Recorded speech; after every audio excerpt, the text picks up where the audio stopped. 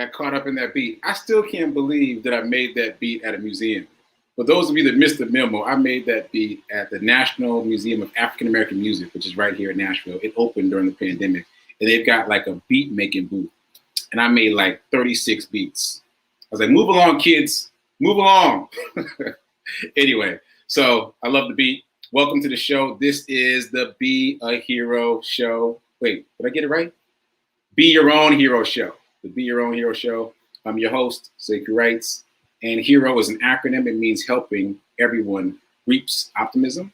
It also means high emotion radiates overflow, as designated by Reverend Melissa. And it probably means some other things as we move along. Hey, Gladys, thanks for tuning in. Appreciate it.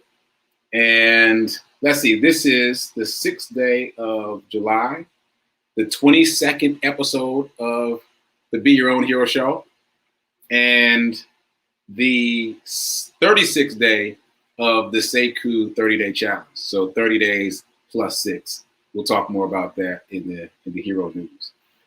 All right, so as you guys know, if you've been watching, I've been developing themes for each of the days. So today is Tip Tuesday. Tip Tuesday. And I was trying to figure out what kind of tip I was going to give, and I decided money. Let's talk about money. So before I do the story, let me tell you the question of the day. The question is, do you know enough about money? That's the question of the day. Do you know enough about money? So here's my story, one of many. So right before the pandemic, I got my biggest ghostwriting client. So for those of you that don't know, I do a number of things, one of which is ghostwriting, which means typically that a publishing company hires me to write the book for someone who either doesn't have the time or the talent to write a book. So I'll write the book, they'll take the credit, and then I get paid a flat fee. I can't take credit for the book out here in the world, but when I see the books on the bookshelf, I can do a little happy dance and I can be happy that they compensated me well to do that work. So right before the pandemic, I got an independent ghostwriting client, which means that this is just a guy who's not going through a publishing company or an agent. This is a guy that's saying, hey, I want you to write my book and I'm going to pay you. And he was apologetic about the fact that he could only pay me 5 figures. Apologetic about the fact that he could only pay me 5 figures. And I was like, out of your bank account? Like, not from a publishing company budget, which is how I typically get paid. Like, you're just gonna pay me 5 figures out of your bank account. I think we can work it out. I think it'll be all right. Let's just work it out. Let's just work it out. So anyway, that happened just before the pandemic, but he had some health concerns that I was aware of as we moved into that work. And then when the pandemic happened, he had to shift his priorities. And so there's a lot of things there. First of all, it's all relative, right? Money is all relative. And the second thing is I was very panicked about the loss of that really significant client.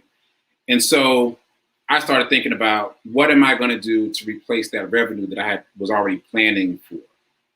Because that would have carried me through the pandemic very nicely, but no regrets. So I started thinking about how am I going to replace that revenue? And I thought for the first time, because I've been panicked about money in the past, but I thought for the first time, I need to read. I need to read some books. That has not been my go-to response in the past. So I started with Think and Grow Rich. You've probably heard of that one. Think and Grow Rich was written by Napoleon Hill based on his interviews with Andrew Carnegie, who was a multimillionaire at the time. It's a long time ago. And that book has been in print for many, many years, and many, many people swear by it. So I went to that book first. I listened to it as an audiobook.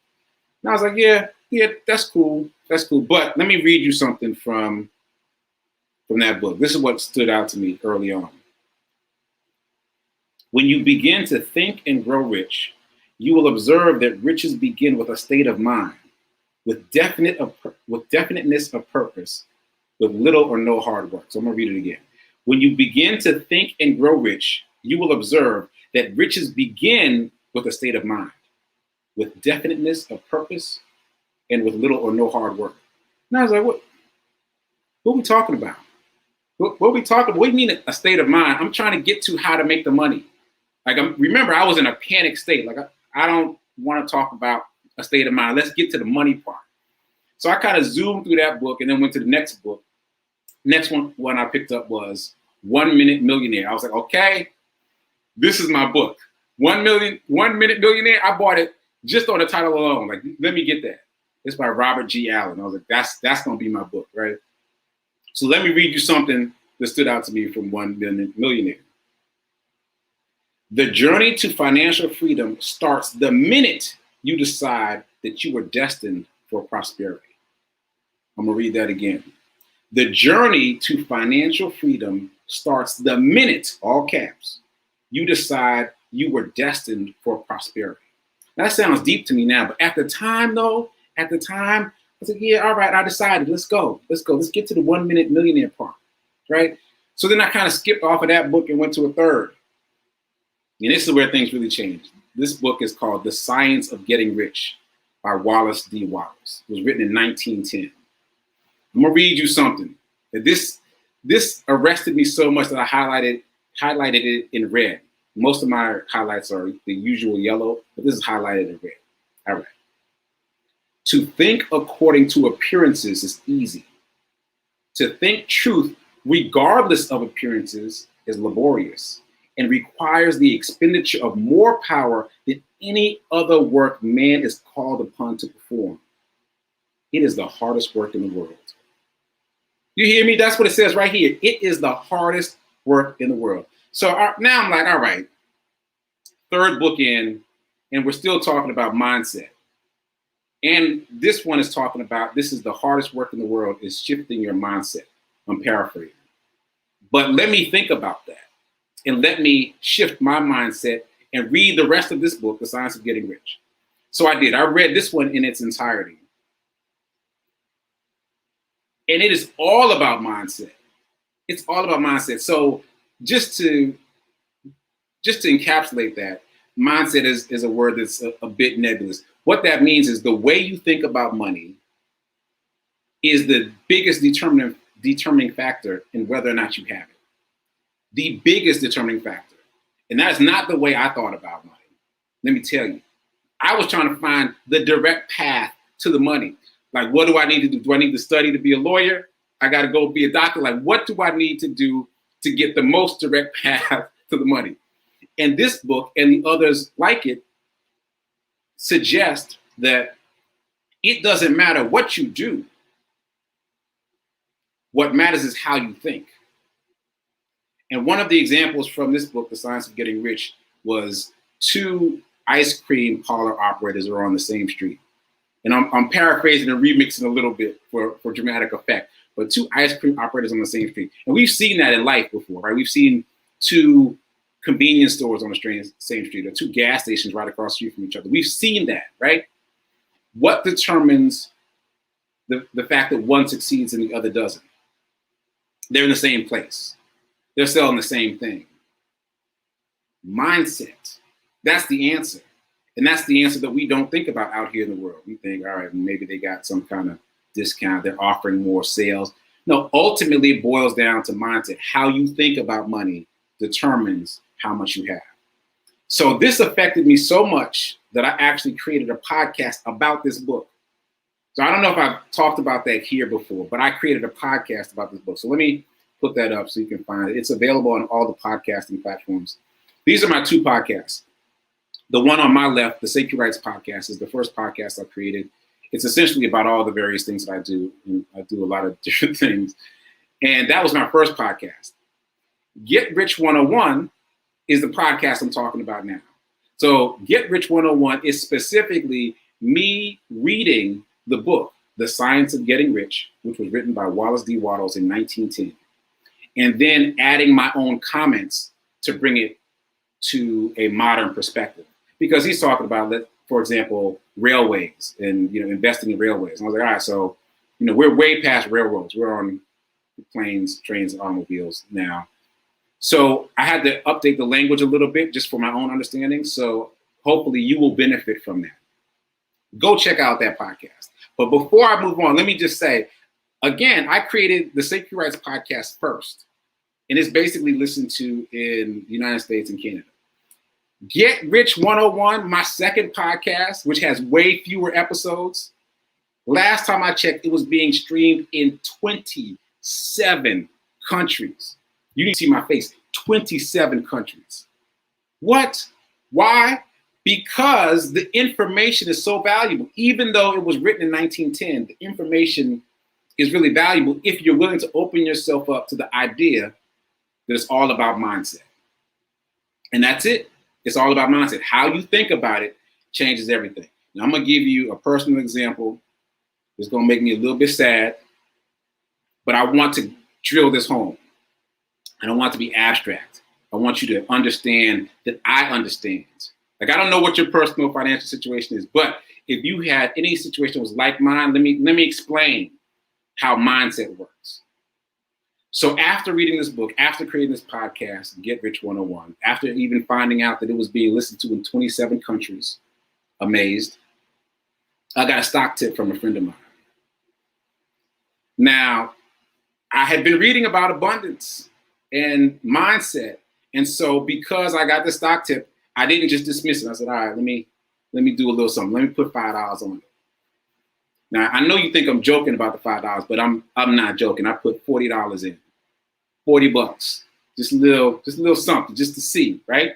And started doing well. And then I literally prayed, meditated. I did the meditation with the moon, Rev Mel's meditation with the moon. If you haven't done that yet, there's one coming up on Friday. Definitely check it out. So I did the meditation with the moon, and my meditation with the moon was about this stock. I literally asked the universe, what should I do about this stock? My question was, should I put everything I got into this stock? Instead of just the $40 I put in, should I put everything I got in there?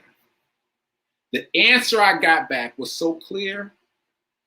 I remember it directly. This is what I wrote down in my free writing during the meditation with the moon. Abolish fear for faith. I mean, that's a clear yes. That's a clear yes. So what did I do? Nothing. I did nothing. I did nothing. I let my fear, my lack, my insecurity, my mindset stop me from doing anything. Because I asked the question. My clear question was, should I put everything in this stock? The clear answer was abolish fear for faith. That's a yes, but I didn't do it. I checked the other day. If I had, right now, I'd be sitting on $40,000. In a couple months, $40,000. Now that's bad news, but it's also good news because it means that I'm connected to the universe, that we are in conversation. I didn't listen. But next time I will. And again, the point here is it's about mindset. Like the information is all around you. You're in conversation with the universe too. The information is all around you. There's probably somebody talking to you about stock tips right now, but you got to have the mindset to have faith. You got to have the mindset to accept the information, to act on it, to have faith that it's going to work out. Like it's all about mindset. It's all about mindset. So that is my story that I still feel right here, but it has really shifted me in terms of faith. Like that's what I see that I need to work on. I need to work on more faith. So anyway, I implore all of you to check out the podcast. I'm going to put it back on the screen. It's the Get Rich 101 podcast. It's available on all the podcasting platforms. And again, this is me simply reading out loud this book, The Science of Getting Rich by Wallace D. Wattles, which was written in 1910, and adding a modern day perspective. And honestly, it's all about mindset. Like don't go in as I did expecting for tips about how to get rich. It's about mindset. That is the tip. The tip is if you shift your mindset, you can and will become rich. So that's my Tip Tuesday. I went a little long on the story. So I'm going to do the hero news very quickly right after this commercial interruption.